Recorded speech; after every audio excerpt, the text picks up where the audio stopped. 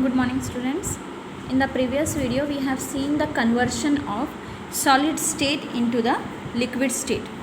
Right? Today we will see the conversion of liquid state into the gaseous state.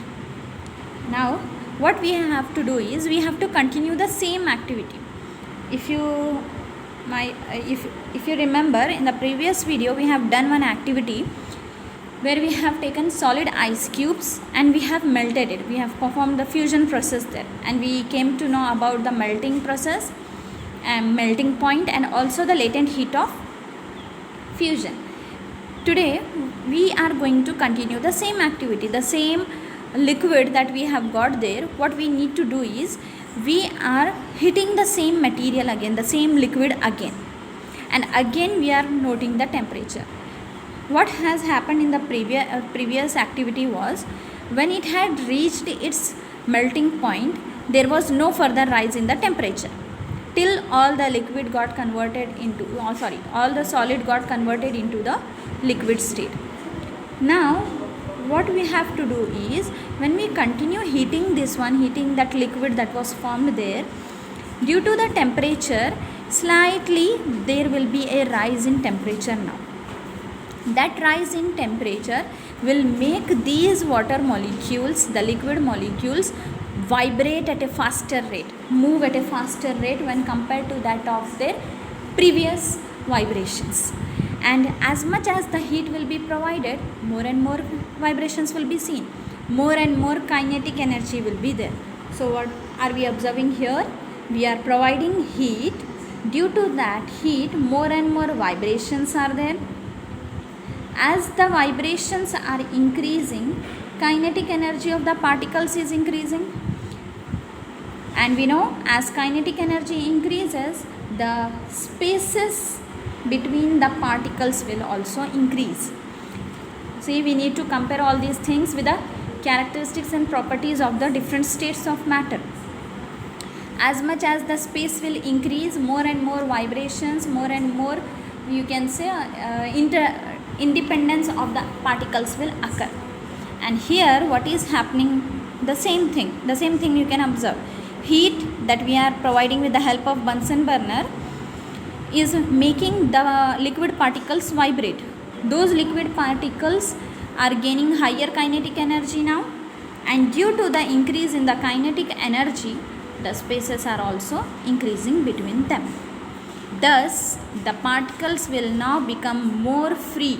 They will now start breaking the intermolecular forces.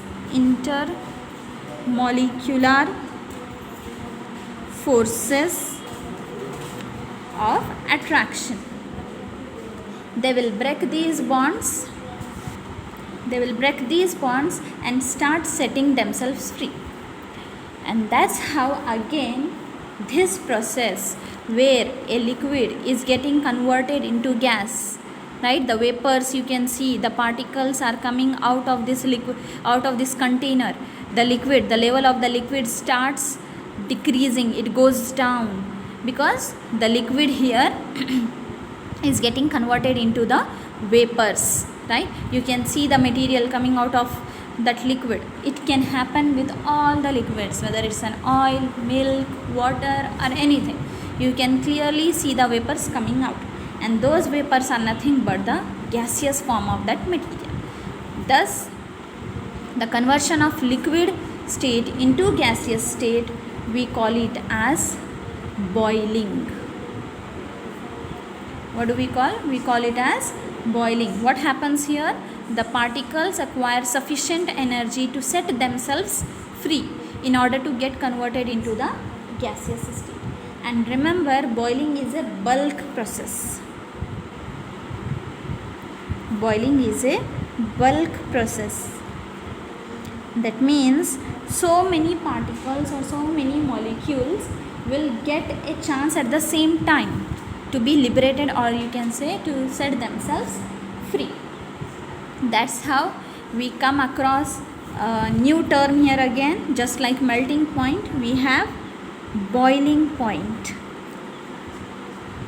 As we have done in case of melting, we need to note the temperature.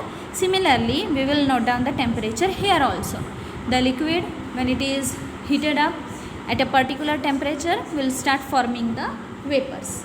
So that's how the temperature at which a liquid starts boiling, we will call it as its boiling point. The definition goes like this.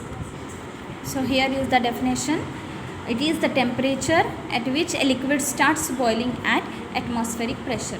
This temperature is different for different liquids depending upon their density, arrangement of particles, the kind of or the forces of attraction between the particles. For example, here the one which we have used is water. So you will find that water starts boiling exactly at 100 degree Celsius, right? So here you will note that in the thermometer, when the reading will be 100 degrees Celsius, the conversion of liquid to gas will start. You will find the vapors formation here, and that's how the boiling point for water will be 100 degrees Celsius. Again, the same concept comes as we have discussed for the liquids, for fusion process. Here also we will have the latent heat of this process where liquid is getting converted to gas. Boiling process is also referred as vaporization, wherein the gaseous particles are also referred as vapors. So vapor formation, vaporization. Like this the name has been given. So we have here latent heat of vaporization. The concept is same as that of earlier. Latent heat of vaporization. Here also what happens is, once it reaches its boiling point, then after that there will not be any rise in the temperature. You will not find the increment or the increase in the readings of the thermometer, and that is because the energy that is still being supplied is used to break the forces of attraction and set the molecules of liquid free to be gaseous molecules or to get converted into the vapor state. And here is the definition. Latent heat of vaporization. It is the amount of heat energy required to change 1 kg of a liquid. There we had used the word solid. Here we are converting liquid into gaseous state at atmospheric pressure at its boiling point. These are the three terms that will be changed here depending upon what kind of conversion we are doing, which state we are choosing, and what is the process, whether it's melting or boiling.